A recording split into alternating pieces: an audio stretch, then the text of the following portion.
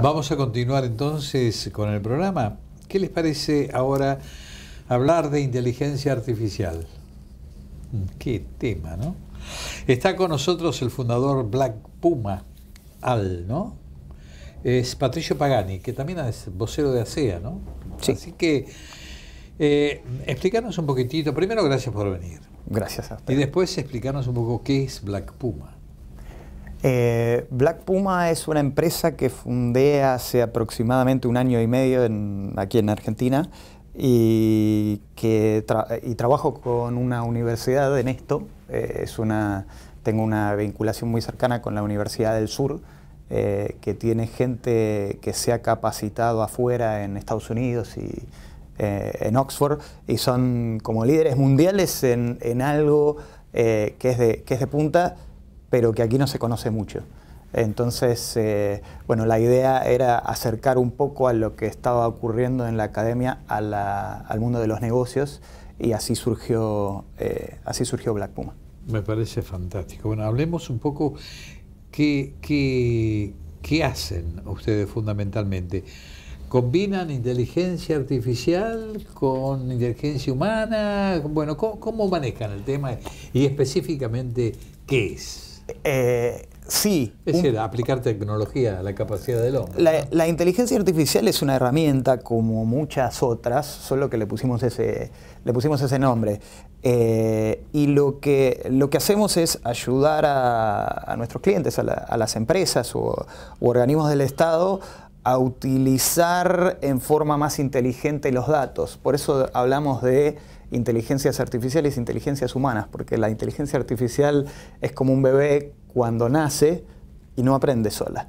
Entonces hace falta de gente que la sepa manejar, que la entrena. En general son procesos complejos y largos y requieren de mucho conocimiento técnico, con lo cual es un proceso lento y de mucho aprendizaje continuo.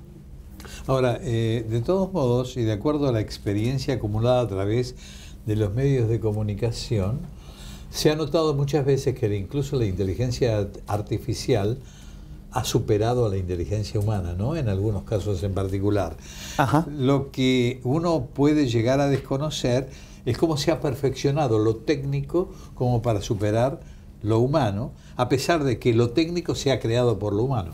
Sí, eso es cierto que ha ocurrido en algunas disciplinas muy verticales, y el problema en general de las inteligencias, cuando uno las quiere aplicar a un tipo de conocimiento amplio, como puede ser cuál es la mejor promoción para lanzar en mi empresa, ese tipo de decisión tiene tanta infinidad de variables que yo puedo estar midiendo para decidir cuál es la mejor, que para una inteligencia artificial sin la ayuda humana es muy complejo de hacer. Por eso hablamos de inteligencia asistida o aumentada. Hay una interdependencia necesaria entre unos y otros. Sin lugar a dudas. Sin buenos científicos de datos, en este momento una inteligencia artificial aplicada a los negocios probablemente no puede hacer mucho.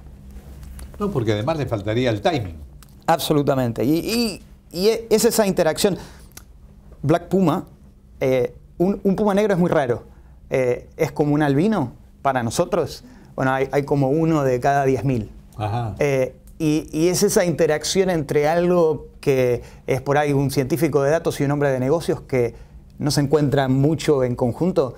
Es un elemento raro, es un bicho raro. Por eso hablamos de los pumas negros. Bueno, ¿y cuál es la proyección de ustedes? ¿Hacia dónde quieren llegar? Bueno, y ahí viene un poco el vínculo con ASEA, de lo cual todavía no habíamos hablado, que es la idea de una compañía que está proyectando el conocimiento de una universidad de punta en Argentina a el resto de Latinoamérica y el mundo. En mi experiencia, en mi vida anterior, yo viví en Nueva Zelanda 15 años, y trabajaba, como es una isla, trabajaba mucho con el resto del mundo, donde estaban todos mis clientes, Y la idea es que en Black Puma en este momento estoy trabajando fundamentalmente con compañías multinacionales, pero argentinas, pero ya hoy, después de un año de haber abierto, ya estoy trabajando con proyectos en Colombia, con proyectos en Brasil, y la idea es prontamente abrir una oficina en Estados Unidos, porque el tipo de cosas que estamos haciendo no son tan comunes en general en el mundo. ¿Qué tipo de cosas hacer? Ayudar a las empresas de consumo masivo, por ejemplo, un Arcos Dorados, McDonald's, a hacer más inteligentemente, a tomar más inteligentemente decisiones, por ejemplo, de cómo establecer una determinada promoción, de qué productos vender en distintos momentos del día. Puedo nombrar un montón, pero ese tipo de decisiones de negocio asistidas por, se habla mucho de Big Data, asistida por una masa de datos que ellos tienen, para la cual hacen falta modelos del tipo de los que se hacen con inteligencia artificial para poder comprenderlos, porque sin un poco de ayuda a esta tecnología digital es muy difícil mirar todos esos datos. Es brillante. ¿Tienen específicamente algún segmento en particular al que se dediquen o están tratando de abarcar un amplio espectro de este tipo de cosas? En general o si se puede hacer, ¿no? Evidentemente. Es una buena pregunta. En general los científicos de datos y los modelos con los que trabajan se pueden adaptar a las distintas necesidades de las distintas industrias que tienen datos. Esa es una muy buena pregunta, porque en general el problema con el que nos estamos enfrentando más es la mala calidad de los datos en todo nivel. A nivel gubernamental no están muy organizados. A nivel de empresa, que uno pensaría que los tiene más ordenaditos, no están tan ordenados. Con lo cual, en un proyecto normal, por ahí uno tarda 6 meses en organizar las cosas antes de ponerse a trabajar. Y es un poco, yo lo trato de relacionar cuando hablo con mi equipo, con un cliente, con el reciclado de basura. O sea, si nosotros en Argentina hacemos poco reciclado, y con los datos en Argentina, en Latinoamérica, hemos trabajado poco en ordenarlos.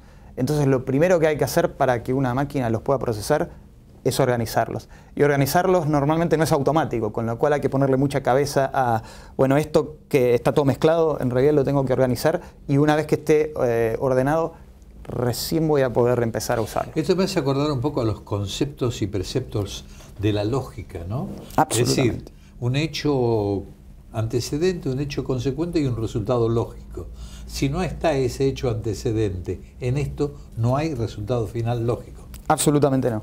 Es exactamente eso. Y la inteligencia artificial tiene, obviamente, una base fuerte en la lógica, en la estadística, y la vuelta de tuerca que tiene es que estos modelos, en función de lo que se va descubriendo del resultado de una operación, vuelven a aprender solos. Eso es lo que se define inteligencia artificial. Es que el modelo se va retroalimentando a medida que va descubriendo cosas. ¿Pero se retroalimenta solo automáticamente o necesariamente necesita la intervención del hombre? Depende de la complejidad del modelo, pero inicialmente casi todos empiezan asistidos, con alguien que le va diciendo: esto que aprendiste está bien, esto que aprendiste pensás que está bien, pero no, eso bórralo, está mal, y lo tenés que aprender de nuevo. De esa manera va haciéndose más sofisticado ¿Se puede darle esa enseñanza a lo artificial y decirle por sí solo que vaya incorporando cosas? Sí, en áreas limitadas de conocimiento ya está ocurriendo. Sí. Eso tiene un problema, que lo vimos en películas. La máquina puede dominar al hombre. Sí, dominar es una... Hay como dos grandes escuelas. Están los que piensan que va a ocurrir y los que piensan que las máquinas nos van a ayudar a ser un poco mejores. Yo trato de estar del lado de los optimistas. Hay una disciplina fundamentalmente en el mundo que tiene relación con el derecho del trabajo, y está vinculada fundamentalmente, que es la ergonomía, ¿no? Que se preocupa por todas las cosas que tienen que ver con lo mecánico, adaptarlo al hombre. Porque en este sentido, teniendo en cuenta un poco la evolución que puede tener lo artificial, se puede evitar la presencia del hombre en el trabajo, entonces va a disminuir la capacidad de trabajo. Esto hacia el futuro es fantástico, evolución, pero ¿y el hombre qué pasa?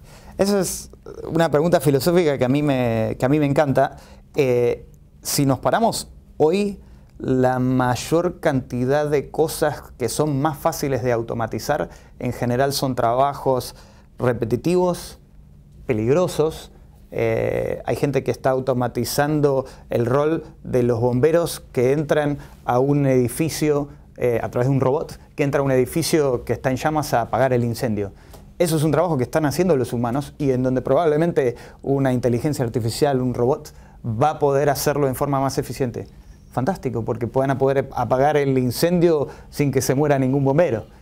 Entonces no siempre, digamos, es una paradoja que a veces uno fuerza a que eso es necesariamente malo y creo que hay que ponérselo a pensar desde el punto de qué tipo de roles se están automatizando y bueno, y por supuesto qué pasa con esa gente que hoy está haciendo roles repetitivos y aburridos.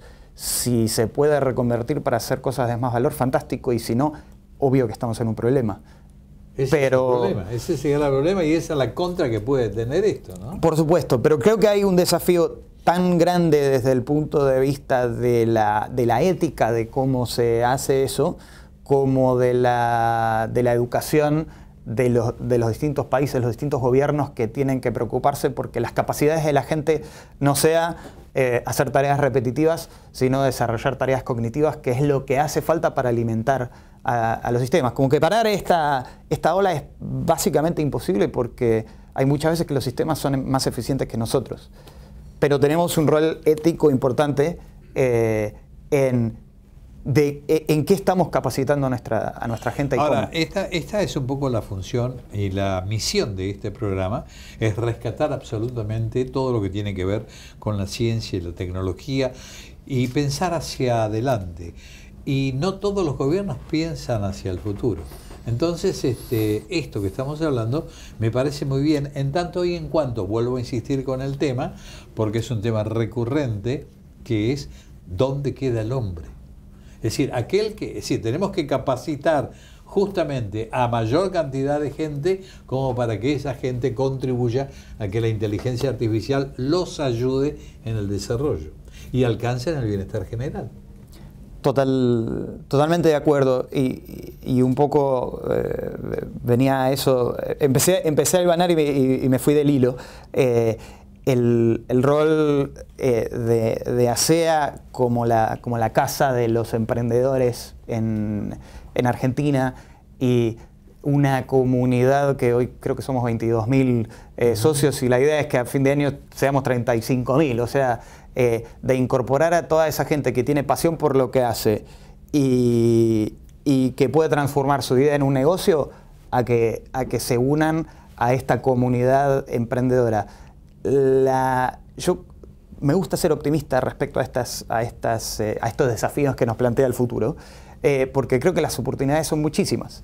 Entonces, si digamos, como emprendedores y como país nos centramos en tareas repetitivas que agregan poco valor, no tenemos un futuro demasiado luminoso. Pero si nos empezamos a enfocar más en tareas que agreguen valor, que son demandadas en el mundo y que las podemos hacer desde aquí, creo que se nos pinta mejor el futuro. Y como política de Estado es algo que es sumamente relevante pensar. Me parece muy bien. Mi estimado Patricio, ha sido un gusto recibirte y ojalá que el éxito corone el esfuerzo. Muchas gracias, un placer.